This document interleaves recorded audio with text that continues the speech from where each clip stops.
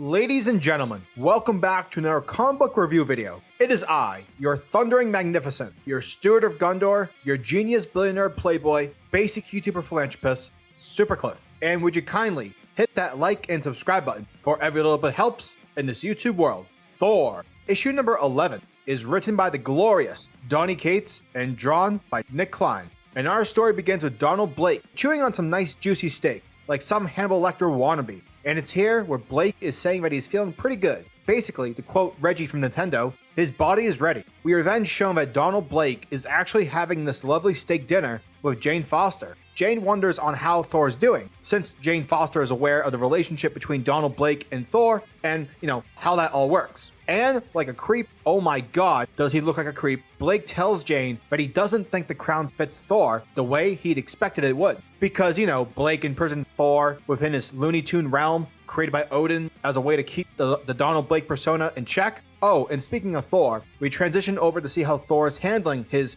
current imprisonment. And oh boy, is Thor having a rough time. Aren't we all? I digress. Eventually, a chaos god by the name of Ladysif, who was last seen during the War of the Realms event in the Unbeatable Squirrel Girl issue number 46, is currently laughing at Thor's expense. Thor pleads with the god, begging him to get word to Asgard for help, but the Chaos God reveals to Thor about how that's not going to work out, because Asgard is completely empty. Elsewhere, over in Dimension Blood, we check in with ladysif and Volstagg, who are being treated as guests by devil bunnies. But don't worry, because the devil bunnies are actually pretty chill and quite polite. Ladysif, who can't believe the situation that she's in, storms off from dinner, where she then checks up on a powerless, wounded betaraybill, who's feeling extremely bad about their previous engagement with Donaldblake, who mopped the floor against Asgard's forces. Also, Bill feels bad because he couldn't protect ladysif. Aww. Bill then reveals a way to get back to Asgard, that being the inhuman dog, Lockjaw, as he was last seen in Asgard when Donaldblake basically Derrick Henry'd everyone, sports reference, Ravens Flock!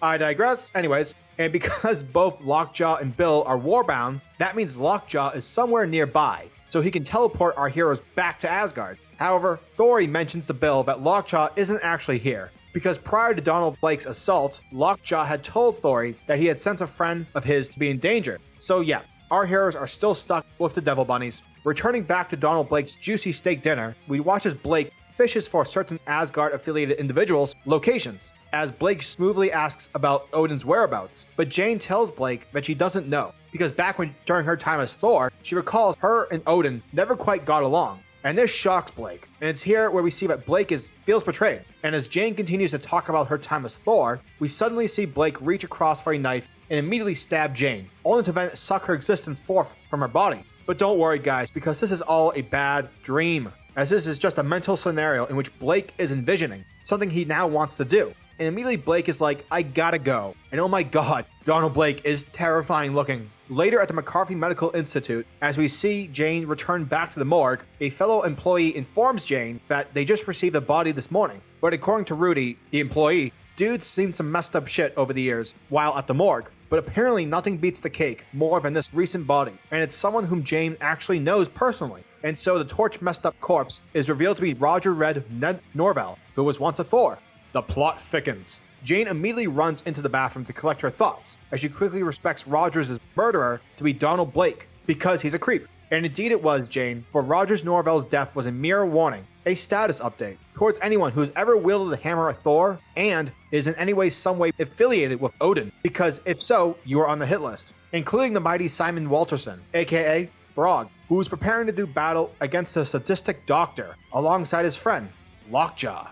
Thor issue number 11 was a dope issue, and my god, Donaldblake, damn, I love how Cates is portraying Blake as a Thor serial killer. It's fucking great, but the true standout in this issue is Nick Klein's art. Dude, the way in which he draws and depicts the insane hatred displayed on Donaldblake, it's absolutely terrifying. And yeah, Donaldblake is now clean shaven, therefore he no longer looks like Ivor the Boneless, yet the Midgard Serpent's eyes and just the shadows are used to highlight the evil. Holy shit.